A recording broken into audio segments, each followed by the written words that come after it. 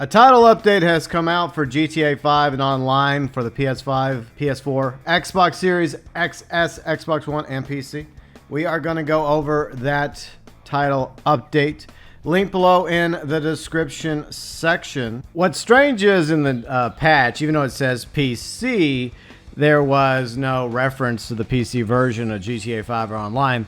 However, according to GTA Net on Twitter, there is some upgrading happening behind the scenes for the PC. So according to them, it looks like the PC version of GTA 5 Online for PC has files added to prepare for the current gen consoles updates. So looks like they're going to be updating the PC version of GTA 5 and Online somewhere down the road to, I guess, be very similar to the milked editions of GTA 5 and Online for PS5, Xbox Series.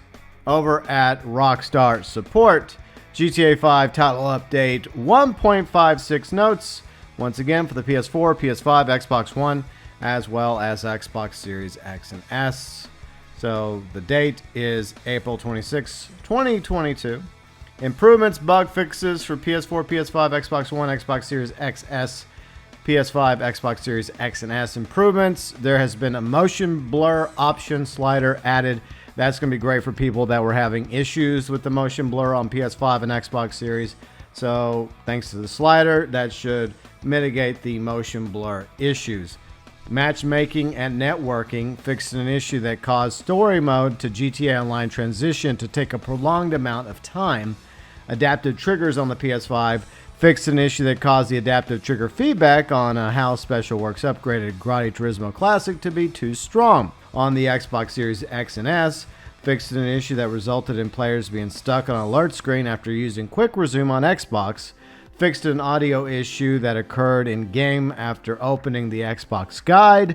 Fixed an issue that resulted in players having no game audio while in Xbox Party, and fixed an issue that caused radio audio to not be present on Xbox. For content, they fixed an issue that resulted in players experiencing several missing sound effects during the large player deathmatches.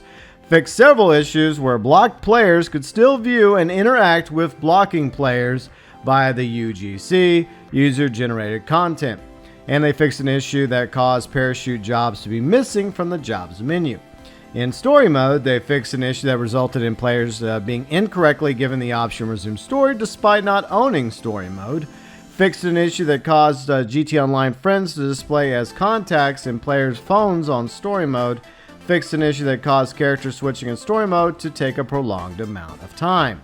I guess Rockstar had to fix that because that was one of the things they bragged about in their Milk Edition trailer with the seamless character transitions between Michael, Trevor, and Franklin. And there were several playthroughs, including professionals, where all too often the transition from one character to another took a lot longer than it should have. Miscellaneous fixes. They fixed an issue that caused a significant drop in frame rate after selecting neon interior for your vehicle while having the chameleon paint applied. Fixed an issue that caused the Japanese translation of the word overwrite to not be accurate on the character migration screen. Fixed an issue that caused players to get stuck while trying to enter GT Online with an existing character on a new console. Fixed an issue that resulted in players incorrectly receiving the alert, quote unquote, you have been banned from using the social club services and are not permitted to enter GTA permanently. Fixed an issue that resulted in players receiving an alert error in the contact enumeration when trying to create the second character. Fixed an issue that caused the Patriot parachute smoke to appear as black instead of intended red, white, and blue. Fixed an audio issue that occurred in game after calling Moore's Mutual. And fixed an audio issue that was present when entering the Diamond Casino and Resort. Meanwhile, for PS4, Xbox One, they fixed a game stability and performance issue that resulted in players getting stuck on the Rockstar logo screen when booting the game. Content-wise, fixed an issue that caused the prompt to crack to the safe being missing from last play, make ends meet, as well as an issue that caused players to get stuck after completing the race in the GT Online tutorial, as well as an issue that resulted in players getting stuck in the lobby after accepting the Gerald mission invite. And they fixed an issue resulting in players not receiving phone invitations to jobs. For Director Mode, they fixed missing text and button prompts in Director Mode. Miscellaneous fixes include an issue that resulted in players' progress not saving in GTA Online. For PS4, PS5, Xbox One, and Xbox Series, game stability and performance fixed several crashes in GTA 5. For content, they fixed an issue that caused the daily vehicle list to not correctly count successfully delivering vehicles. They fixed an issue that caused players' weapons to disappear in the shooting range.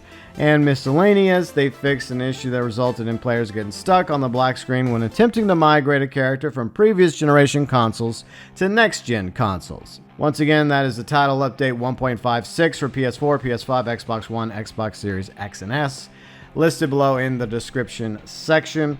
Still no information about whether or not Rockstar is ever going to do something about orb spamming, which is apparently prevalent now on Xbox Series as well as PS5. And God mode, that's still a problem on last gen and current gen. Those two major issues need to be resolved by Rockstar. And there's also still no word as to when we can expect the PvP vehicles to finally be rebalanced in GTA Online across all platforms. PC, PS4, Xbox One, PS5, and Xbox Series, even though Rockstar promised that they would be doing that about a month ago. And GTA Plus is about to end its first month, which means the second month will be beginning soon. I don't know if Rockstar added any additional content with this patch notes or title update. It's quite possible they did behind the scenes. And as to whether or not we're actually getting an update in the very near future remains to be seen. But you think that if Rockstar wants to make people buy the GTA Plus monthly subscription, they would actually have to add content specifically for GTA Plus that would entice players to spend $6 a month. Speaking of GTA Plus, I am taking your predictions for what's going to be included in the next GTA Plus subscription scam. Feel free and leave them below in the Twitter, the comments section, the community tab, or over on the Facebook page or in Discord, wherever you wish to leave your predictions. Mine are an HSW version of yet another pre-existing supercar, only for it to be released to everybody else 9 days later. Limited edition fuggy looking t-shirt like the frog shirt, a free 2-car garage, double RP on tennis and arm wrestling, and maybe a discount on some candy at the gas stations. Your GTA Plus subscription scam predictions, welcome below in the comments section.